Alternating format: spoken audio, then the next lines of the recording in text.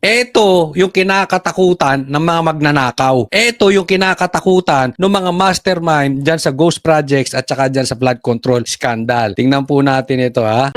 Sa Senado, isinusulong ng ilang kaalyado na payagan si Senador Bato de la Rosa na makalahok sa impeachment trial at makaboto sa pamagitan ng video conference. Nakatutok si Chino Gaston. Sa kanyang pagsipot para ibotong Senate President, si Senador Alan Peter Cayetano at kalaunay pag-alis sa Senado at hindi na pagpapakita sa publiko sa gitna ng hinaharap na arrest warrant mula sa International Criminal Court o ICC, may mga nagtatanong kung posible kayang makalahok pa rin at makaboto si Senador Bato de la Rosa sa impeachment trial ng kaalyadong si Vice President Sara Duterte. Posible, sabi ng isang law expert, kung papayagan ng liderato ng Senado ang pagdalo ng senador sa pamamagitan ng video teleconferencing, bagaman pwede anya itong questionin sa Korte Suprema. Technically po, pwedeng mag-adapt ng rule ang Senado na mag-allow ng participation through video conferencing. Sa ngayon, Alam mo, hindi issue ganito yan ha. Yung video call, pwede na daw papayagan na mag-participate sa impeachment ni BP Sara si Bato, and at the same time, pwede na rin siyang bumoto kung kukonvict si Sara, may impeach si Sara or hindi. Through Zoom. So video lang. Okay? Pero hindi yun ang issue. Kasi whether wala si Bato or kahit na hindi pumasok yung 10 senador sa panahon ng botohan, ang kailangan po para makonvict si BP Sara is 16 senators. So wala pong issue doon. Okay? Ang nakikita nating issue dito, yung papayagan ng Zoom. Dito umiikot ang puwet nila Bongbong Marcos. Kasi nga, may usap-usapan na papayagan na po si Saldico makapag-Zoom, mag-witness through Zoom. Yan po ang iniiwasan nila. Kasi alam naman natin, maraming alam si Saldico, di ba? Pag naka-Zoom ka, hindi nila pwedeng hawakan sa leeg si Saldico. Nakukuha po natin. Kaya nga ako, kung ako tatanungin ninyo, in my opinion, ayaw nilang pauwiin si Saldico. Hindi nila pauuwiin si Saldico. Hindi makakauwi yan si Saldico. Bakit? Yari yan. Baka airport to airport ang kalabasan yan si Saldico. Diba? Bakit? Siyempre, sino ba ituturo niyan? Di si Tambaluslos tsaka si Bongbong Marcos, siya naman ang itinuturo niyan eh. Yan nga ang iniiwasan. Diba? Gusto na nga mag-Zoom ni Saldico. Kaya lang, itong si Lacson, nasa side siya ni Bongbong Marcos. Ayaw niya mag-Zoom. Dahil ituturo nga si Bongbong. Ngayon, pwede na mag-Zoom. Yan na po ang pinag-uusapan. Ang masakit dyan, hindi yung Zoom ni Bato. Hindi yung video conferencing ni Bato. Yung video conferencing ni Saldico. Diyan sila dali. Naiintindihan. Kaya delikado po sila. Video conferencing. sa ngayon kasi ang nasa Rule 14 ng Senate Rules lang ay maaring mag-convene o magsesyon ang Senado sa pamamagitan ng video conference kung magdesisyon ang karamihan ng mga senador na may kalamidad o national emergency na pumipigil sa personal na pagdalo ng mga senador sa Senate Session Hall. Nitong Mayo 11 lang, sa unang pagpapakita ni De La Rosa sa Senado mula nang magtago noong Nobyembre, iminumungkahi ng kaalyado niyang si Senador Rodante Marcoleta na baguhin ang Rule 14. Ang gusto ni Marcoleta, payagan si De La Rosa makalahok sa mga aktibidad ng Senado. Yun, masakit yun. Ha? Siguro, hindi na kaya nasa listahan na ni Bongbong Marcos to si Marcoleta. Isa yan sa sakit, sa bangs ni Bongbong Marcos. Itong si Marcoleta. Nako. This concerns the very institution where he belongs. It is not only a disrespect to an incumbent and sitting senator of the Republic, but this is an act ridiculing this institution. Sabi ng Di ba, alam nyo, si Bato, binoto po yan ng milyong Pilipino. So, ibig sabihin, gusto ng Pilipino na mag-participate si Bato dyan. Hindi naman, alam nyo, this is the main reason na hindi dapat hulihin ang isang senador pag under the session. Kasi nga po, para maprotektahan yung responsibilidad ng senador na bumoto, mag-participate sa kung anumang responsibilidad niya. In short, hindi siya mapolitika. Diba? Katulad ngayon, alam nila, most probably, alam nila na hindi nila hawak sa leg si Bato. Kaya nga nanggagalaiti sila. Kitang-kita naman sa reaction nila. I mean, isipin mo, susugod ka sa GSIS para lang mahuli si Bato. Ganyan po sila ka-insecure. Ganyan sila ka-desperate kay Bato. isang opisyal ng Senate Rules Committee, bukod sa Senate Rules mismo, kailangan ding amyendahan ng rules ng Impeachment Court para payagan ang pagdalo sa impeachment trial sa pamamagitan ng video conference. Ngayon pa lang, tutol na rito si Batangas Representative Representative Jervil Luistro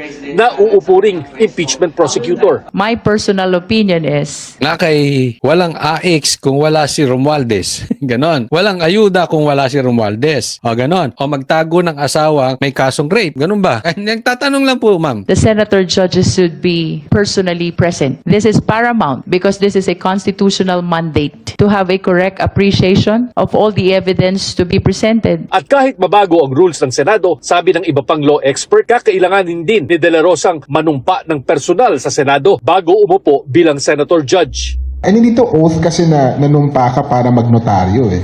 Oath to perform an important function, a constitutional duty. Dapat mag-participate siya kung sakaling payagan, be present even through video conferencing para makapag-participate siya, hindi yung nag-oath tapos bahala na, tapos magpapakita na lang siya sa botohan.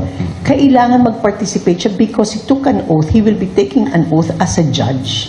So kailangan may active participation and he should disclose his whereabouts. So, in short, gusto pa rin pahuli si Bato. Kapag dinisclose niya yung whereabouts niya, paano pag kinidnap? Ma'am, hindi po yan, hindi po yan galing sa kwento-kwento o chismis. Ma'am, yan po ay galing po sa nangyari. Para naman kayong hindi pinanganak sa Pilipinas. Kita niyong ginawa nga kay PRRD, di ba? Huwag naman tayong maging naive. And he should disclose his whereabouts. Kasalukuyang pinapayagan sa ilalim ng mga pamantayan ng Korte Suprema ang remote notarizations ng mga affidavit at dokumento maging ang pagdalo online sa mga kasong kriminal at sibil. Pero kung papayagan ang pagdalo sa impeachment trial gamit ang video teleconference, malalaman lamang kung may question nito sa Korte Suprema. Ito yung kinakatakutan ng mga magnanakaw. Ito yung kinakatakutan ng mga mastermind dyan sa ghost projects at saka dyan sa flood control scandal. Tingnan po natin ito Sa Senado, isinusulong ng ilang kaalyado na payagan si Senador Bato de la Rosa na makalahok sa impeachment trial at makaboto sa pamagitan ng video conference. Nakatutok si Chino Gaston.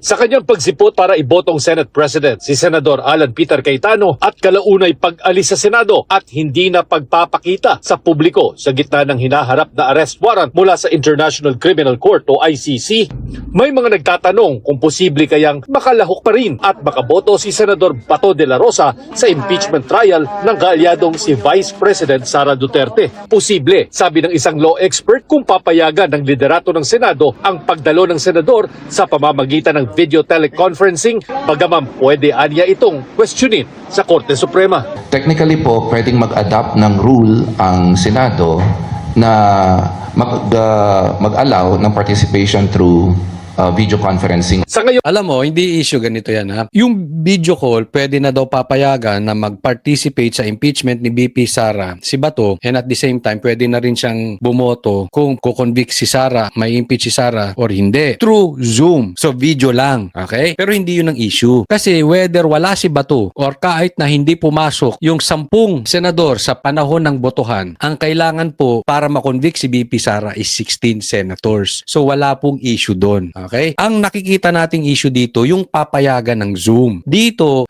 umiikot ang puwet nila Bongbong Marcos. Kasi nga, may usap-usapan na papayagan na po si Saldico makapag-Zoom, mag-witness through Zoom. Yan po ang iniiwasan nila. Kasi alam naman natin, maraming alam si Saldico, di ba? Pag naka-Zoom ka, hindi nila pwedeng hawakan sa leeg si Saldico. Nakukuha po natin. Kaya nga kung ako tatanungin ninyo, in my opinion, ayaw nilang pauwiin si Saldico. Hindi nila pauuwiin si Saldico. Hindi makakauwi yan si Saldico. Bakit? Yari yan. Baka airport to airport ang kalabasan yan si Saldico. Diba? Bakit? Siyempre, sino ba ituturo niyan? Di si Tambaluslos tsaka si Bongbong Marcos, siya naman ang itinuturo niyan Yan nga ang iniiwasan. Diba? Gusto na nga mag-Zoom ni Saldico. Kaya lang, itong si Lacson, nasa side siya ni Bongbong Marcos. Ayaw niya mag-Zoom. Dahil ituturo nga si Bongbong. Ngayon, pwede na mag-Zoom. Yan na po ang pinag-uusapan. Ang masakit dyan, hindi yung Zoom ni Bato. Hindi yung video conferencing ni Bato. Yung video conferencing ni Saldico. Diyan sila dali. Naiintindihan. Kaya delikado po sila. Video conferencing. sa ngayon kasi ang nasa Rule 14 ng Senate Rules lang ay maaring mag-convene o magsesyon ang Senado sa pamamagitan ng video conference kung magdesisyon ang karamihan ng mga senador na may kalamidad o national emergency na pumipigil sa personal na pagdalo ng mga senador sa Senate Session Hall. Nitong Mayo 11 lang, sa unang pagpapakita ni De La Rosa sa Senado mula ng magtago noong Nobyembre, iminumungkahi ng kaalyado niyang si Senador Rodante Marcoleta na baguhin ang Rule 14. Ang gusto ni Marcoleta, payagan si De La Rosa makalahok sa mga aktibidad ng Senado. Yun, masakit yun. Ha? Siguro, hindi na kaya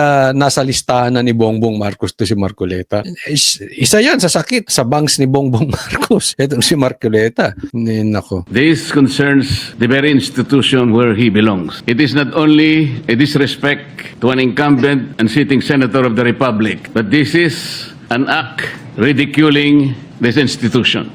Sabi ng Di ba, alam nyo, si Bato, binoto po yan ng milyong Pilipino. So, ibig sabihin, gusto ng Pilipino na mag-participate si Bato dyan. Hindi naman, alam nyo, this is the main reason na hindi dapat hulihin ang isang senador pag under the session. Kasi nga po, para maprotektahan yung responsibilidad ng senador na bumoto, mag-participate sa kung anumang responsibilidad niya. In short, hindi siya mapolitika. Diba? Katulad ngayon, alam nila, most probably, alam nila na hindi nila hawak sa leg si Bato. Kaya nga nanggagalaiti sila. Kitang-kita naman sa reaction nila. I mean, isipin mo, susugod ka sa GSIS para lang mahuli si Bato. Ganyan po sila ka-insecure. Ganyan sila ka-desperate kay Bato. isang opisyal ng Senate Rules Committee, bukod sa Senate Rules mismo, kailangan ding amyendahan ng rules ng impeachment court para payagan ang pagdalo sa impeachment trial sa pamamagitan ng video conference. Ngayon pa lang, tutol na rito si Batangas Representative Jervil Luistro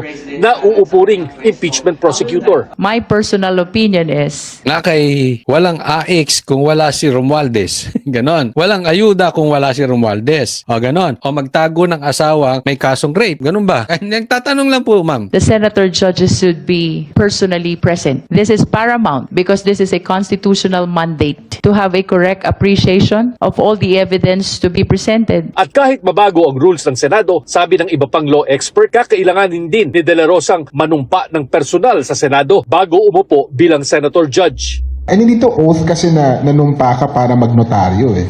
Oath to perform an important function, a constitutional duty. Dapat mag-participate siya kung sakaling payagan, be present even through video conferencing para makapag-participate siya, hindi yung nag-oath tapos bahala na, tapos magpapakita na lang siya sa botohan. Kailangan mag-participate siya because he took an oath, he will be taking an oath as a judge. So kailangan may active participation and he should disclose his whereabouts. So, in short, gusto pa rin pahuli si Bato. Kapag dinisclose niya yung whereabouts niya, paano pag kinidnap? Ma'am, hindi po yan, hindi po yan galing sa kwento-kwento o chismis. Ma'am, ha? Yan po ay galing po sa nangyari. Para naman kayong hindi pinanganak sa Pilipinas. Kita niyong ginawa nga kay PRRD, di ba? Huwag naman tayong maging naive. And he should disclose his whereabouts. Kasalukuyang pinapayagan sa ilalim ng mga pamantayan ng Korte Suprema ang remote notarizations ng mga affidavit at dokumento maging ang pagdalo online sa mga kasong kriminal at sibil. Pero kung papayagan ang pagdalo sa impeachment trial gamit ang video teleconference, malalaman lamang kung may question nito sa Korte Suprema.